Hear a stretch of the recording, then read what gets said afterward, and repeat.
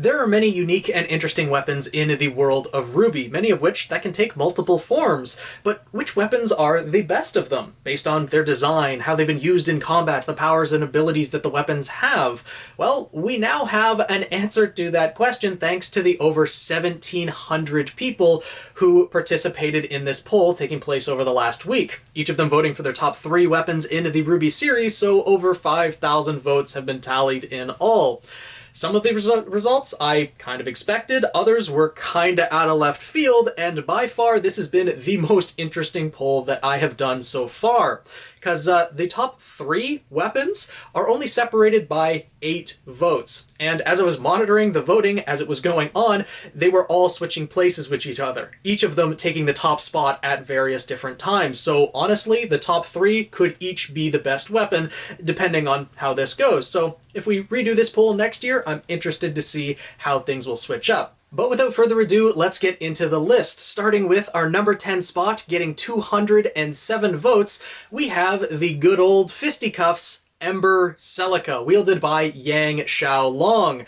It's no surprise that this made this list, especially with the impact it made at the end of Volume 7, being the thing that shattered the floor and launched Elm into the air, thus helping Yang and Blake win the fight. In conjunction with Yang's semblance, the Ember Cecilia packs so much of a punch, and I'm looking forward to seeing how much stronger it can get in the future. Pietro mentioned that there's some upgrades that he wants to give to Team RWBY and Juniper, and I'm wondering if Ember Cecilia and Yang's prosthetic arm will be one of those that gets those upgrades. So, yeah, especially with the remote detonation that Yang's putting to good use in Volume 7, this weapon has some more improvements that I'm looking forward to seeing where it goes.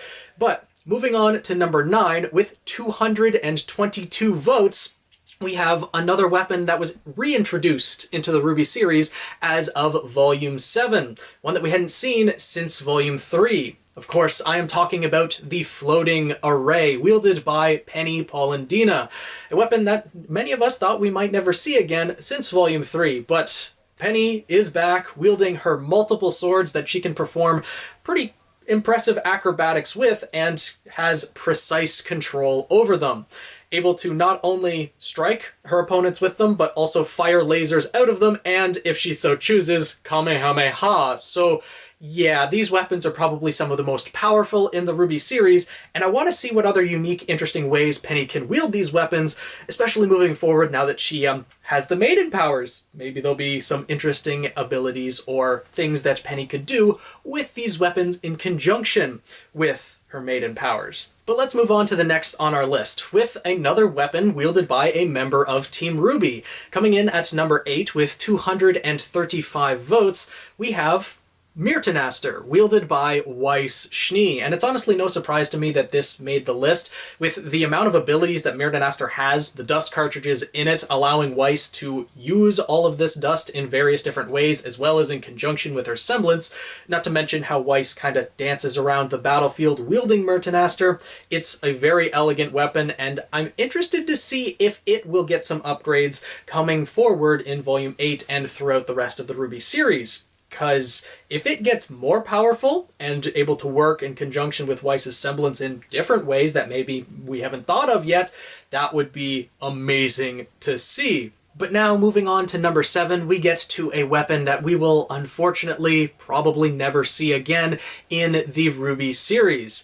At number 7, we have, with 240 votes, Meelo Ikuo. I think I'm pronouncing that correctly, but the weapons wielded by Pyrrha Nikos. Her shield and her short sword, I know there's a different name for it, but it can also transform into a spear and a rifle, and this weapon is wielded by probably one of the most skilled fighters that we have ever seen in the RWBY series, able to go toe-to-toe with a maiden, and the abilities and fighting style that Pyrrha has shown wielding Meelo Ikuo is just incredible. Hopefully we get to see more of her in a flashback, or maybe a spin-off story at some point. I would love to see Pyrrha's rise to be the popular fighter that she is, how she learned to train with Meelo Ikuo, but, you know, unfortunately, we probably will never see these again. Luckily, though, we did get to see Pyrrha fighting at full force against Cinder, though that fight didn't go as much in Pyrrha's favor. But anyways, I'm glad to see that these weapons made this list, and that people still love her character, her weapons, everything about Pyrrha. And now let's move on to weapon number 6, which actually only beat Meelo and Ikuo by a single vote. Coming in with 241 votes, we have Maria Calavaras' Life and Death, another weapon that we probably won't actually see wielded in the RWBY series, especially since it was kind of destroyed or bitten in half by Talk, and I don't really know if it was repaired or not. Maria only has half of it currently, and although she still has her semblance of preflexes, she's not really in the best fighting style or fighting ability right now. I don't think. She was able to survive that train crash, so she definitely has her preflexes and is able to use them, but whether she could actually perform anywhere near as well as she did in the flashback where we saw her fighting with life and death against the giant Nevermore remains to be seen. I would love to see Maria Calavera pull a Yoda and just go absolutely badass with the one half of life and death that she has, but that remains to be seen. Hopefully she won't just get killed off or anything like that. She may end up dying, but still hopefully she'll have a badass moment or two before that happens using life and death. But now let's move on to the top 5. And coming in at number 5 with 321 votes is RWBY and Jingu Bang, wielded by Sun Wukong, the good old gunchucks. I'm not surprised that this made the list either. It's one of the coolest weapons, I think, that the RWBY series has to offer, being nunchucks with shotguns at either end. And the way that Sun has wielded this weapon, especially just way back in Volume 1 when he was fighting Roman Torchwick, the coordination and choreography of that fight was absolutely incredible, and this weapon is hard for anyone to keep up with. Though, notably, Sun did lose in his fight against Ruby Rose that we had on the channel earlier, but this weapon against most opponents would be hard to keep up with if you don't have the speed to do so.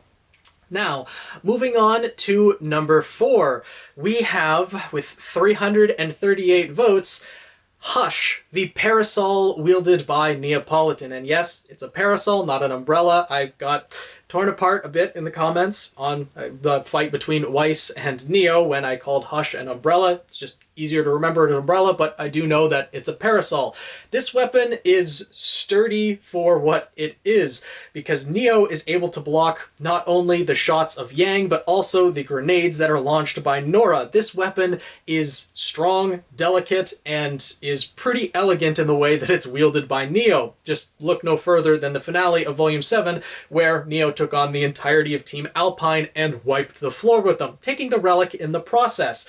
Hush was a weapon wielded very well by Neo. She has a lot of experience with it, and I'm really looking forward to where this will progress in the future.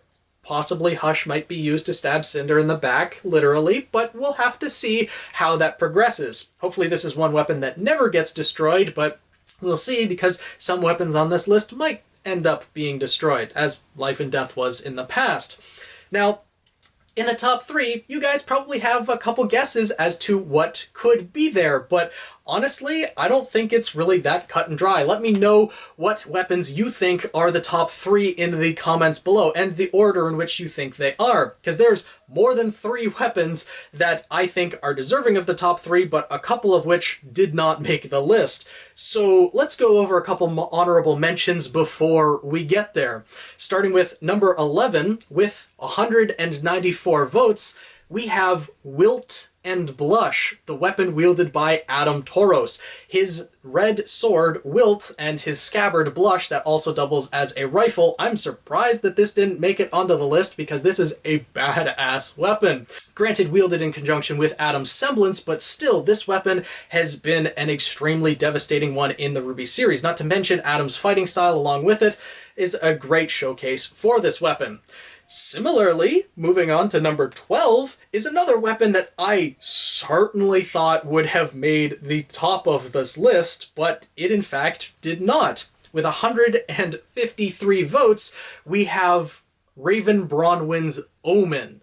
This is one of, in my opinion, the most badass weapons in the series, one that I personally voted for, because Raven's ability to have telescopic dust blades having many dust abilities with them is incredible. She has the scabbard that has all of the different blades locked in them, and she can pull them out at will, whichever ones she decides to use. This is definitely one that I thought would rank higher, but I'm still glad to see that it has the popularity that it does. Almost made it, but still not quite.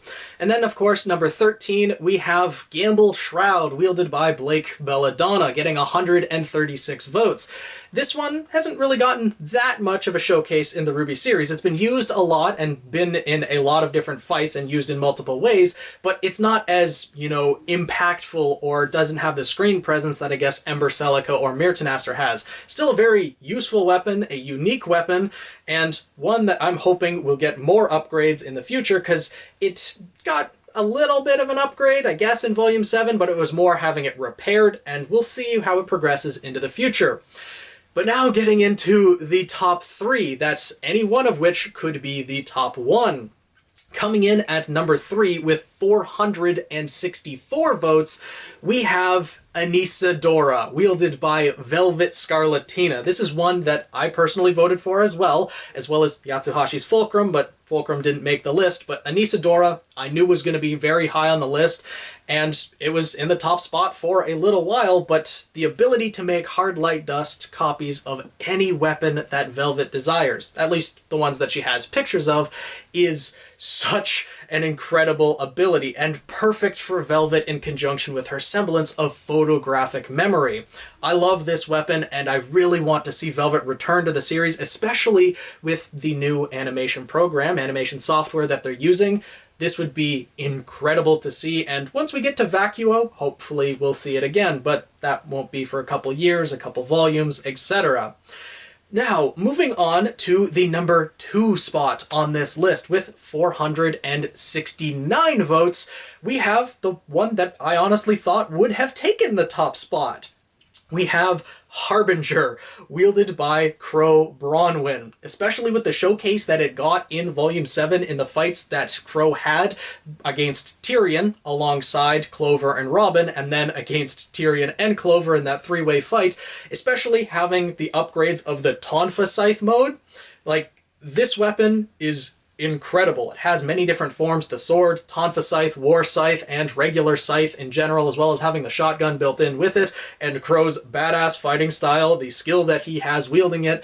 I certainly thought this was going to make the top list, but in fact it did not. I'm still glad to see that it made this high on the list, and honestly could be the top on this list if it wasn't beaten by 3 votes by our number 1 spot. And I gotta say, all of y'all really like scythes, because every scythe in the RWBY series made this list, but it's kind of fitting that with 472 votes, our top spot is taken by the weapon wielded by the main character of the RWBY series. Crescent Rose, wielded by Ruby Rose, the good old sniper rifle that is also a scythe, or rather, I should say, a giant scythe that is also a gun.